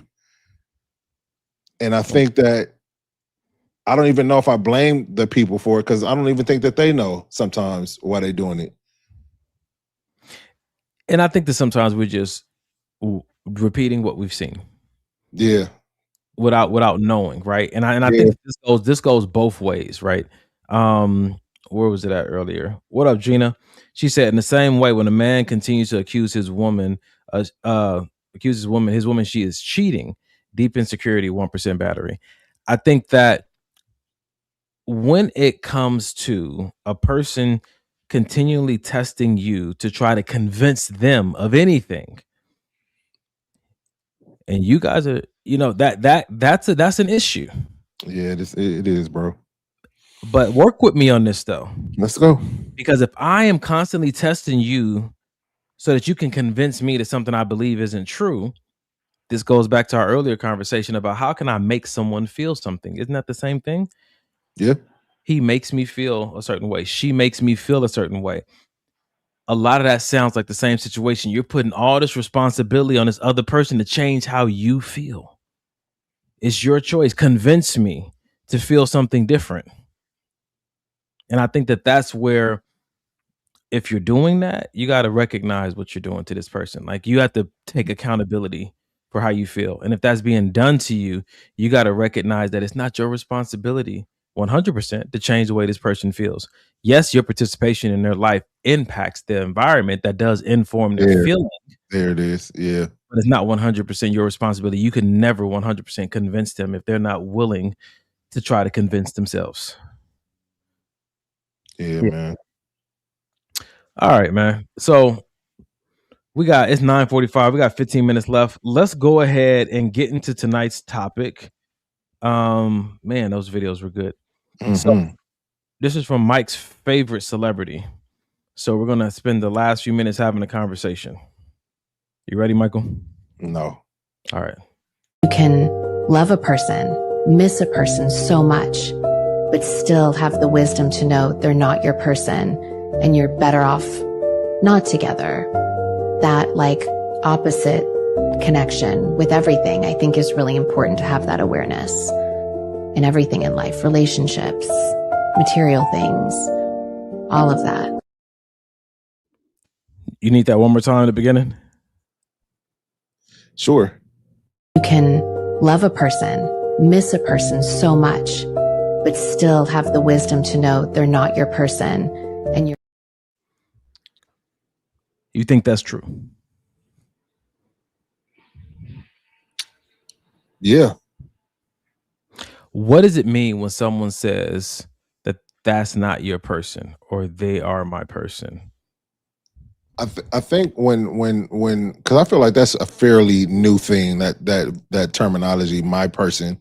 I feel like that means that the one person that I'm supposed to be with, the soulmate, that type of deal. So they are my person is a term of endearment indicating an incredibly deep, trusted, and unconditional bond with someone. It signifies that the person is your primary source of support, someone who understands you completely, similar to a soulmate, and who is your go-to in good times and bad, which means that it's not specific to romantic. Yeah. So my person, when I think about my person, I think my mom got this shirt. There was this phrase going around for a while that said, "I need me a me." Yeah. And so this phrase always reminds me of I need me a me. And when I hear the phrase I need me a me or that's my person, it sounds like what we used to say back in the day, like you're just looking for your tribe. You're looking for people who get you. Not necessarily are exactly like you, but when you say I need me a me, someone who shares some of the same core values as I do, some of the same core perspectives as I do, right? And so when you say that that's not your person, I want to have a conversation maybe for the next few minutes about you love them, you miss them, Yeah. but they're not your person. Yeah. How do you get there? You love them, but that's not your person. I think that people, because the relationship, I won't just say romantic relationship, because as we've determined, it's not just for romantic relationships, but because the relationship didn't work out the way that person wanted it to, because we had a falling out, because you know what I mean, he cheated or she cheated, because all of these things, then all of a sudden I may have loved them, but they're not my person anymore, which I think is not, I don't think that that's completely crazy. So what do you think about this? McJellen said, is she lying to herself? About that person being her person? Yeah. Yeah. I think that, yeah. That's a possibility? I do, because I feel like that especially that term is so overused, and nobody really stops to give thought or definition or anything to. It's just that, I like talking to this. I talk to this person every day. We see each other every day. The sex is good. The it's my homegirl because we've known each other for 15 years. Is that?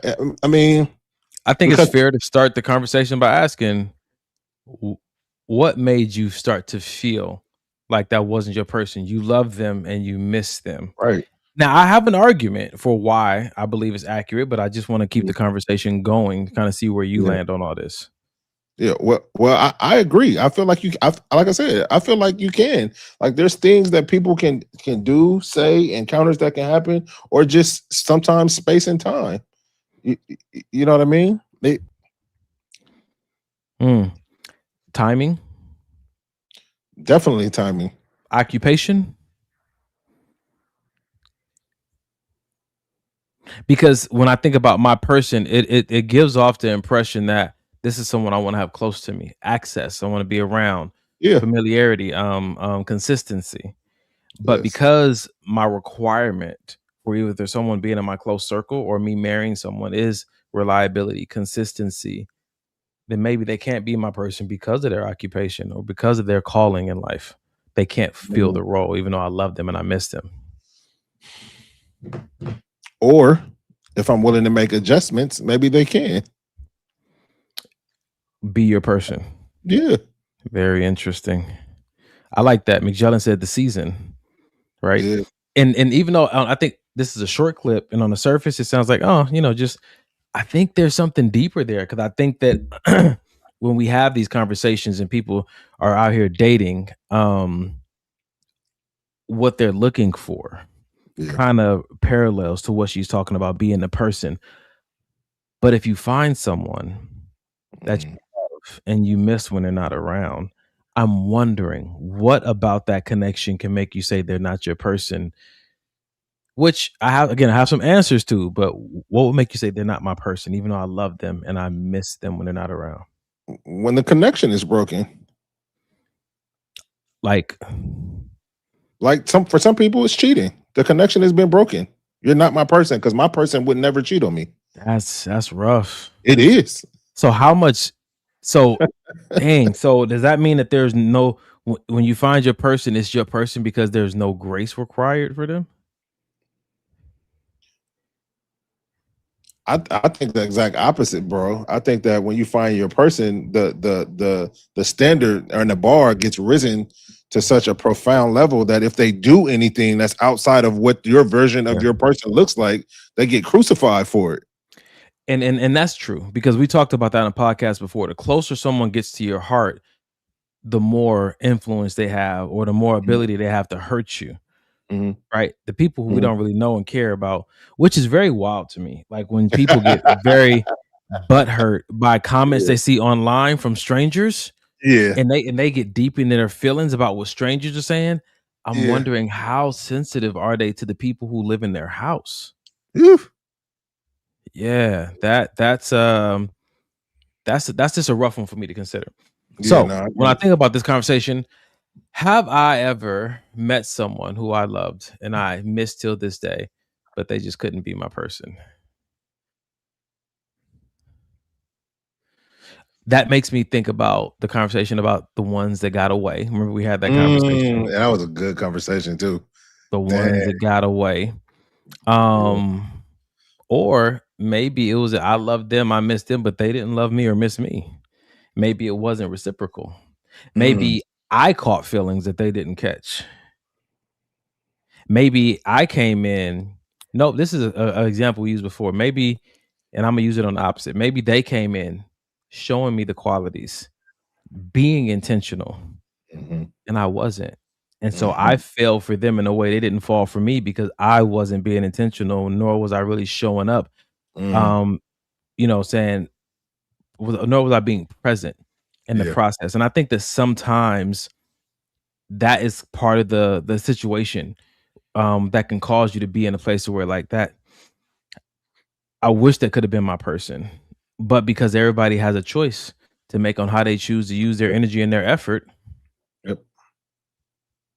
that's very interesting. All right. So, what advice would you leave these people with, or insight would you leave these people with tonight when we say why we shouldn't marry one another, even if we love each other? Even if we love each other, why shouldn't we marry? I think because marriage has more to do more marriage has more than just I love you and I love you too. I Mhm. think marriage falls into destiny, marriage falls into calling, marriage falls into building something with that person. Marriage falls into family. It's so many other Mhm. facets of marriage than just oh I love you. You know what I mean? And I feel like if all you have to go on is I really love this person, I would probably suggest, what would I suggest? You know what really helps is premarital counseling. And I say that because sometimes they ask questions that maybe you never even thought to consider. Yeah. You or your partner never thought to consider. And I can, you guys can go home with these questions and ask each other, and shit might come out of these questions. And now y'all like, shoot, maybe we should just be like good friends, or maybe we should date a little bit longer. Maybe we should kind of get to know some more about each other. So that would be my suggestion, bro, is just get some more insight into if all we're basing it is on I love you too. I would say take time to explore the possibility that love doesn't always need to lead to marriage. Take time to understand that some people, loving them and not being in a partnership or a commitment to them is okay. But of course, that would require us all to sit back with our definition of love and our qualifications for who we say that we love. Because that second one is good. You know what I'm saying to you? Because Mike is big on that when it comes to a friend. I'm not your friend, but we say we love people, right? And you'll find yourself like, this is funny. You'll be dating somebody and you're really into them. The chemistry is great. You guys do all these things for each other, but you don't want to tell them you love them. But you tell a lot of other people who've done a lot less for you at work, at church, in your neighborhood. Love you. Yep. But because you don't really mean it like that, it's easy for you to say. But the person maybe that you're dating, you want them to say it first, or it's something weird like that. Yeah, man. I think that sometimes we do have to ask ourselves those what are our qualifiers, because it's very. I think I'm not gonna say I was scarred, but I was in a relationship once, and it just showed me some things about people that just made me question a lot. And I think that that's just part of why I am the way that I am. I can't unsee some things, right? I was dating this one girl, and she would hug everybody, all guys side to side. And we doing the relationship thing and all that kind of stuff. And I remember this event, and she would hug girls on face on.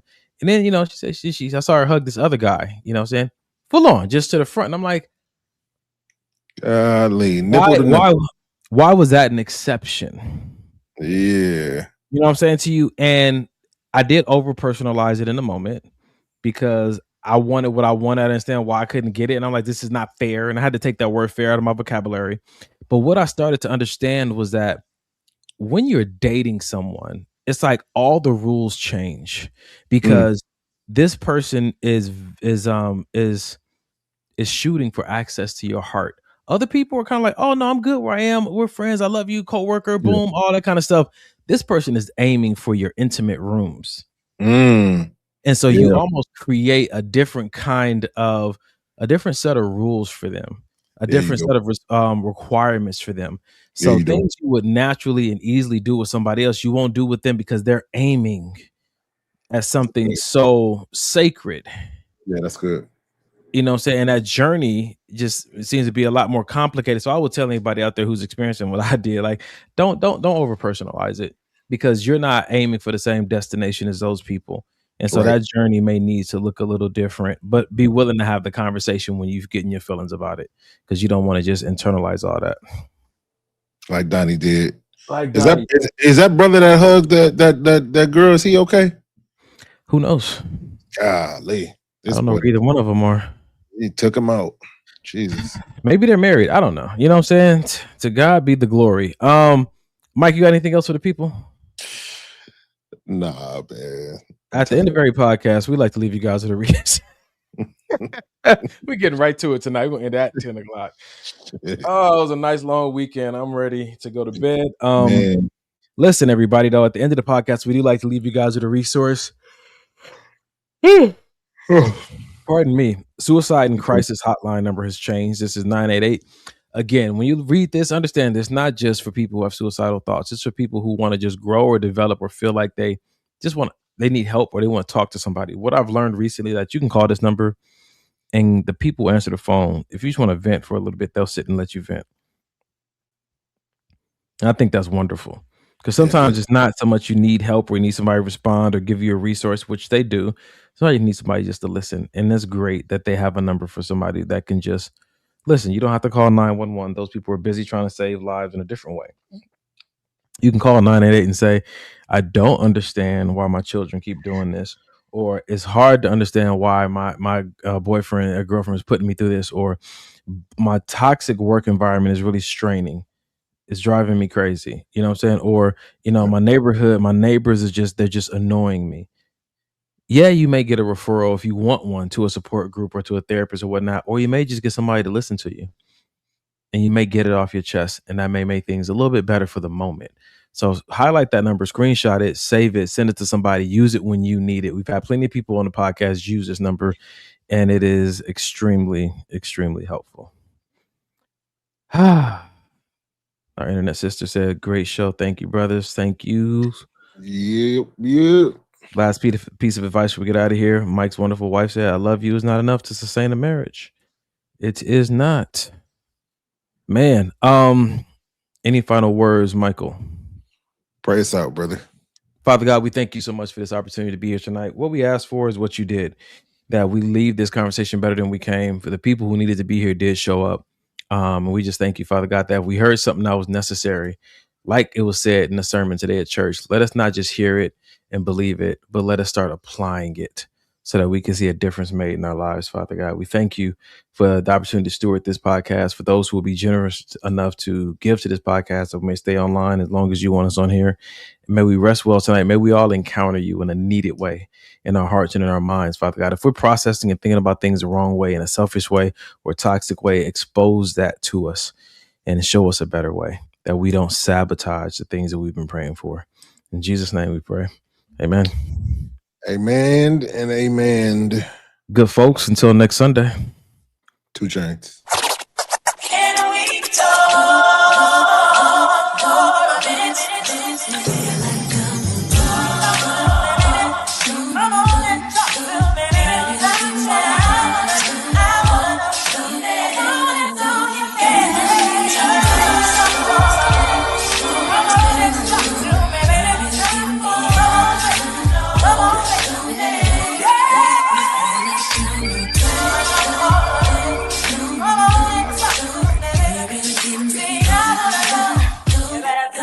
Come and talk to me. I really want to meet you, girl. I really want to know your name. Maybe this will help.